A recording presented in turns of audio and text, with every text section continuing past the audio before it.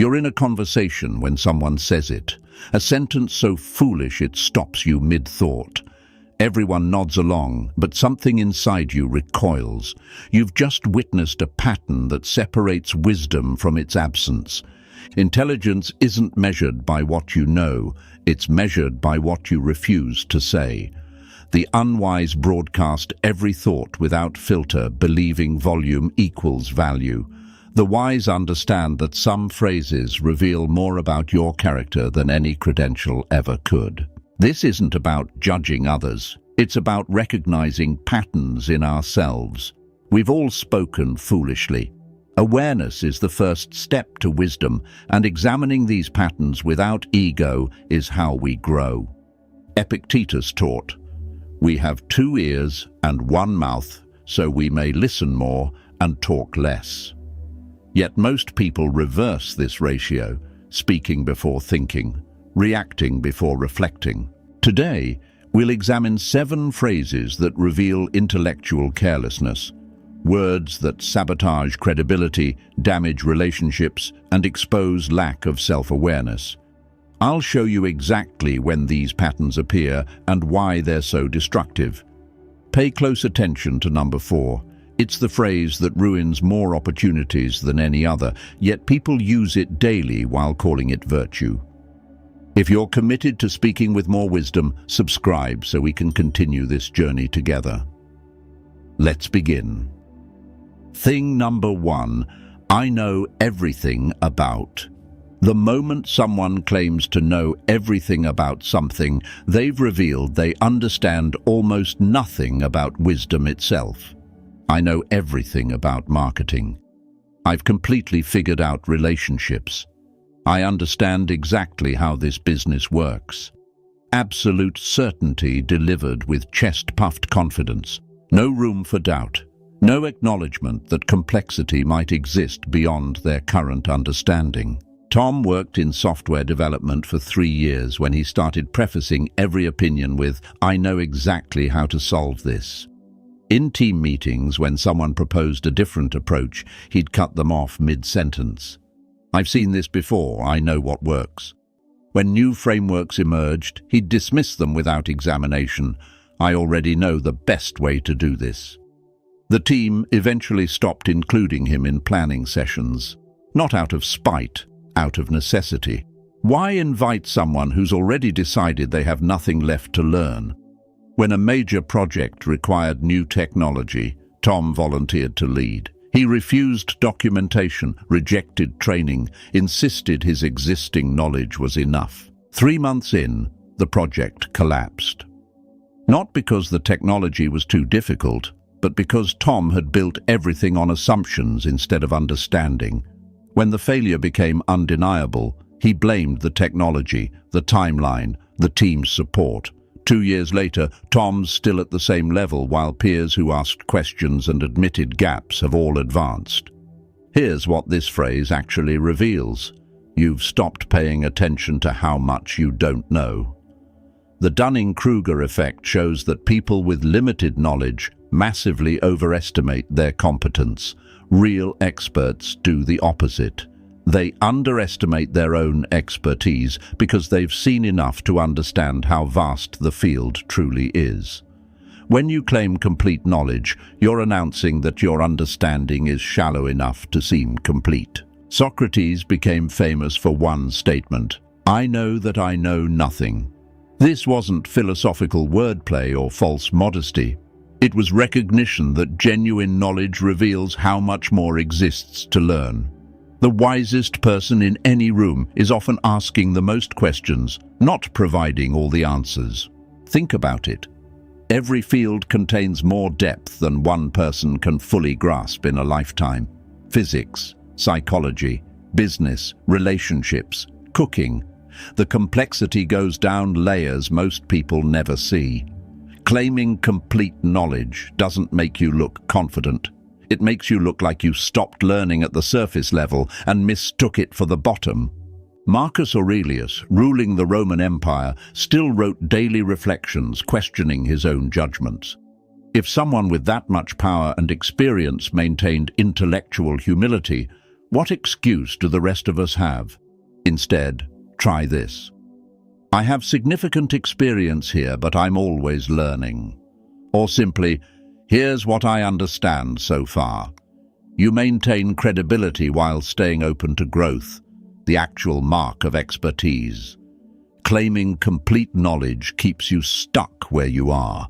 The next phrase does something worse. It doesn't just prevent your growth, it guarantees you'll defend every limitation you currently have. Thing number 2. That's just how I am. 5 words that lock you in place forever. 5 words that rebrand character flaws as unchangeable identity. I'm just brutally honest. That's how I am. I have a temper. That's just me. I'm always late. It's my personality. People take destructive patterns and treat them like genetic traits, as if current behavior is destiny rather than habit.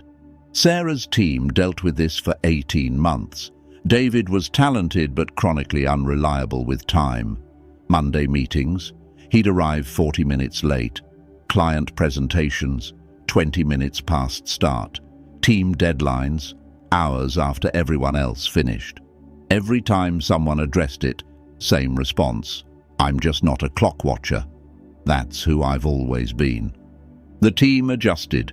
They scheduled meetings 30 minutes early, built buffer time into deadlines, covered with clients, because David was skilled and everyone has flaws. Then came the major pitch, largest potential client of the year, 9 a.m. sharp, David leading the technical demo. Client arrived at 8:55, team ready, David's materials set up by others who came early. 9 o'clock passed, 9:15, Sarah making desperate small talk, 9:30, client checking his watch. At 9:42, David walked in casually. Sorry, traffic. But you know me, I'm not really a morning person. The client left. Contract lost. Management's confrontation. David was genuinely confused. He'd been honest about who he was from the start. Here's what "that's just how I am" actually means. You've decided your comfort matters more than growth, and you're calling that decision authenticity. This phrase doesn't describe personality. It announces surrender. You're confusing patterns you developed with traits you were born with, treating learned behavior as if it's written in your DNA. The dangerous part? It's self-reinforcing. Every time you say it, you strengthen the pattern. You're not observing your character, you're choosing to freeze it. You transform from someone actively building themselves into someone passively accepting limitations. Character isn't discovered. It's built through repeated daily choices. Marcus Aurelius understood this completely. He wrote, "You have power over your mind, not outside events. Realize this, and you will find strength." Your patterns aren't prison walls. They're habits you formed through repetition, and habits change through different repetition. The person always late hasn't valued other people's time enough to build new habits. The person with the uncontrollable temper hasn't tried techniques that actually work. "That's just how I am" almost always translates to "I've decided the effort to change isn't worth it." Every Stoic text emphasizes the same foundation. We're works in progress, not finished products. Who you are today isn't who you must be tomorrow. Growth requires accepting that your current state is a choice. Uncomfortable, yes, but true. Instead, try this. I've struggled with this pattern. I'm actively working to improve. You own the difficulty without surrendering to permanence. That's the difference between a trait and a flaw, your willingness to address it. If you've ever replaced "that's just how I am" with real effort to change and felt the shift, drop "I'm growing" below. Your progress might inspire someone who's still stuck in that pattern. That phrase limits only you. What comes next doesn't just hold you back. It wounds everyone around you while making you feel righteous about it. Thing number 3. No offense, but you're not qualified for this. No offense, but that outfit doesn't suit you. No offense, but you've gained weight. Maybe hit the gym. The prefix that supposedly softens the blow, but actually highlights that you know you're about to hurt someone and you're choosing to do it anyway. A friendship ended over this phrase at a dinner party I attended. 8 people celebrating Rachel's 30th birthday. Midway through dessert, her cousin Emma, someone Rachel hadn't seen in over a year, leaned across the table and said loud enough for everyone to hear, "No offense, but are you still with Mark? I always thought you could do better. You're settling." The table went silent. Rachel's face shifted, shock, hurt, then a forced smile. "Thanks for the input," she said quietly, then excused herself. When she returned 15 minutes later, her eyes were red. Emma genuinely didn't understand the problem. When another friend confronted her later, Emma defended herself. "I was being honest. I said no offense first. If she can't handle honest feedback, that's on her." But Emma missed the entire point. No offense doesn't prevent offense. It proves you know your words will hurt. You're not being honest. You're announcing, "I'm about to damage you, but I want credit for the warning." It's like punching someone and saying, "No harm intended," while your fist is already in motion. Rachel never responded to Emma's messages after that night. When Emma complained to family about being cut off for no reason, they explained she'd humiliated Rachel publicly at her own birthday about one of her most vulnerable choices. Emma's response, "But I said no offense." The phrase reveals a fundamental misunderstanding. Honesty and cruelty aren't the same thing. You can be truthful without being tactless. Timing matters, context matters, the recipient's emotional state matters. But people who use this phrase think moral superiority comes from telling it like it is, regardless of the wreckage they leave behind. Seneca wrote extensively about truth-telling, but always with one condition: consideration for the person receiving it. He taught that wherever there's a human being, there's an opportunity for kindness. Truth without compassion isn't wisdom. It's cruelty wearing a virtuous mask. Before you speak, Marcus Aurelius suggested asking 3 questions. Is it true? Is it necessary? Is it kind? If you can't answer yes to all 3, reconsider. And if you must share difficult truth, find a private moment, choose gentle delivery, and genuinely care about preserving the person's dignity. If you have to preface something with "no offense," you already know it's offensive. That awareness should stop you, not encourage you to forge ahead with a worthless disclaimer. At least that phrase shows some awareness of harm. The next one is worse. People who use it genuinely believe they're demonstrating virtue while inflicting damage without conscience. Thing number 4, I'm just being honest. This phrase ends more relationships and opportunities than almost any other. It confuses bluntness with virtue and mistakes cruelty for courage. I'm just being honest. Your presentation wasn't good enough. I tell it like it is. That's real honesty. If you can't handle my honesty, that's your problem. Using honesty as a shield for tactlessness, terrible timing, and complete absence of emotional intelligence. A manager at my previous company built his entire leadership style around this phrase. Greg prided himself on radical honesty. In department meetings, he'd criticize people's work in front of 30 colleagues. I'm just being honest. This report is subpar. Did you even try? When team members became visibly uncomfortable, he'd double down. What? I'm being honest. Someone has to tell the truth around here. Within 6 months, the atmosphere became toxic. People stopped proposing new ideas because public criticism felt inevitable. 3 talented employees quit. 2 others requested transfers. But Greg saw none of this as his fault. In his mind, he was the only one brave enough to tell it like it is. Everyone else was just too sensitive. The breaking point came during a client presentation. One of Greg's team members stumbled over a technical question. Instead of stepping in to help, Greg interrupted. Honestly? She's not prepared. I told her this might happen. The client looked uncomfortable. The team member's face went red. They lost the contract. When HR finally intervened, Greg was genuinely confused. I was just being honest. Isn't that what good leaders do? Here's what he never understood. Delivery matters as much as truth, maybe more. The people who weaponize honesty don't grasp that context, timing, and respect for human dignity are part of honest communication. They lack wisdom to consider impact alongside accuracy. Real honesty includes being honest about your own limitations in delivering difficult messages. It means asking, is this the right time, the right place? Am I the right person to say this? Will my delivery help or just hurt? People who hide behind, I'm just being honest, skip all these questions. They care about being right more than being helpful. Marcus Aurelius practiced what he called speaking only what you know to be true, and even then, speaking with care.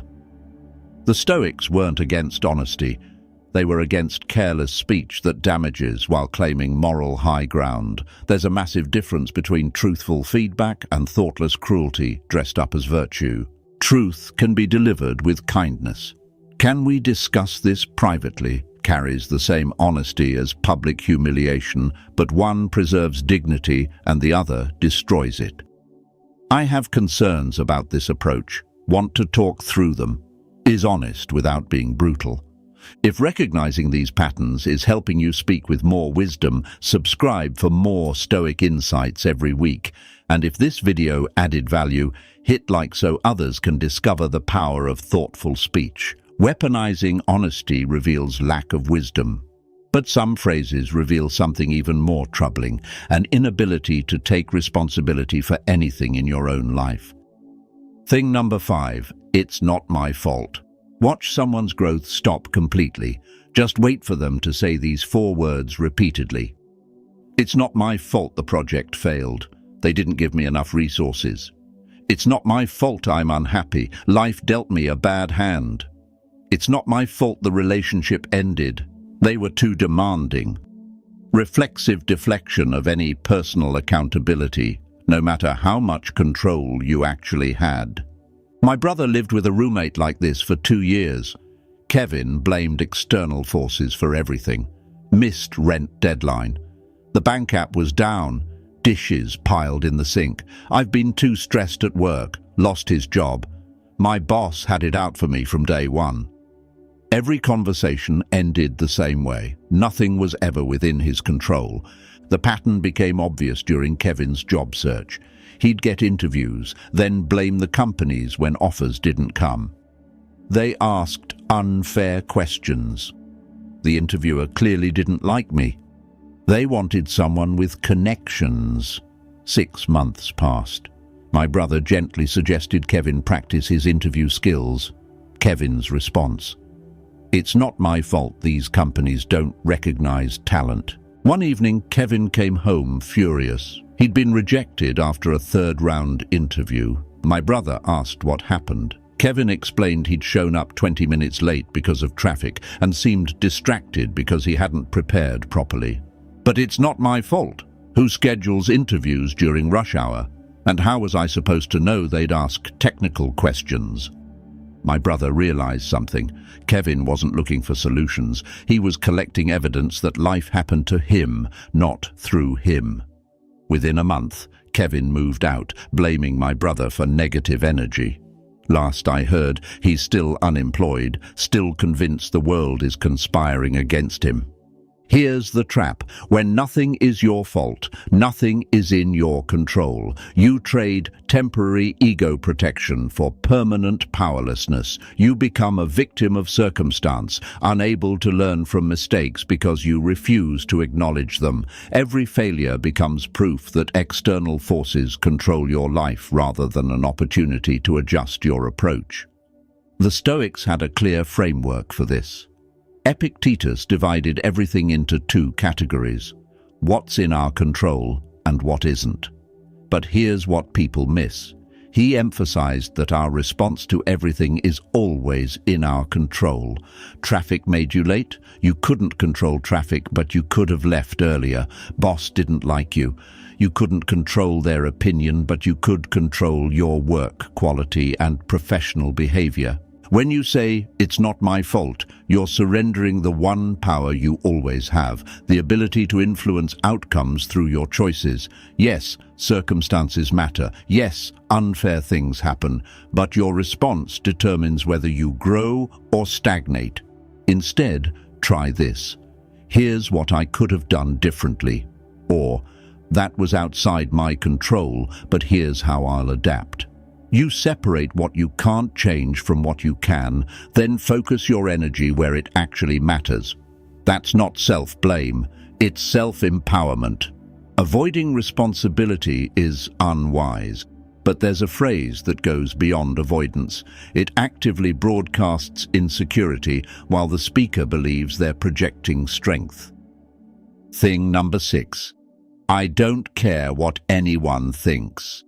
People who truly don't care what others think rarely announce it. This phrase is insecurity, screaming that it's confidence. I don't care what anyone thinks about me. I do what I want. Other people's opinions don't matter. Haters gonna hate. I'm unbothered. Performative independence that paradoxically requires an audience to witness how independent you are. I knew someone in college who said this constantly. Lisa posted it on social media weekly. "Living my life, don't care what anyone thinks." She'd make controversial statements in class, then add, "I don't care if people disagree." She dressed provocatively, then loudly proclaimed she didn't care about judgment. Every declaration of indifference was public, emphatic, repeated. But watch what happened when someone actually criticized her. She'd spend hours crafting responses. She'd screenshot negative comments to show friends, explaining at length why those people were wrong. She'd post vague status updates clearly aimed at specific critics. Once, after someone questioned her opinion in a seminar, she didn't speak to them for 3 weeks. The contradiction was obvious to everyone except Lisa. If you genuinely didn't care, why check your notifications every 5 minutes? Why argue with strangers online for hours? Why bring up criticism days later, unprompted? Her constant declarations of indifference were actually desperate pleas for validation disguised as strength. Senior year, she applied for a leadership position and wasn't selected. Instead of accepting it, she posted a long rant about how the decision didn't matter because I never cared what they thought anyway. But she clearly cared intensely. She just couldn't admit it without feeling weak. Here's the truth. True indifference doesn't advertise itself. When you repeatedly announce you don't care about others' opinions, you're revealing that you care deeply. You're just trying to preemptively defend against criticism. It's armor, not confidence. The phrase itself is a response to judgment you claim doesn't affect you. The Stoics did advocate for internal validation over external approval, but they practiced it quietly through action, not declaration. Marcus Aurelius wrote extensively in his private journal about not needing others' approval. Notice, private journal. He didn't proclaim his indifference in the forum. He lived it through his choices, not his announcements. Real confidence looks different. The wise care about judgment from people they respect while remaining unmoved by everyone else. That's discernment, not blanket rejection. They listen to criticism from credible sources, ignore noise from the rest, and never feel compelled to announce their stance on either. If you're truly unbothered by others' opinions, you simply live according to your values. No proclamation necessary, no defense required. You don't need to tell people you don't care. Your peace speaks for itself. Instead of announcing independence, demonstrate it quietly. Make choices aligned with your principles without explaining them. Accept criticism from people who've earned your respect. Ignore the rest without commentary. That's actual strength, not performed strength. Fake confidence is unwise. But the final phrase might be the most dangerous of all, because it guarantees you'll repeat every mistake you've ever made without learning a single lesson. Thing number 7, I never make mistakes, or I was right all along. The person who can't admit error has stopped learning. They're intellectually frozen while claiming they're perfectly evolved. I told you so. I knew I was right. I never make mistakes in this area. If they'd just listened to me from the beginning, none of this would have happened. Rewriting history to preserve an image of infallibility, even when the evidence of error is staring everyone in the face. My first startup had a co-founder like this.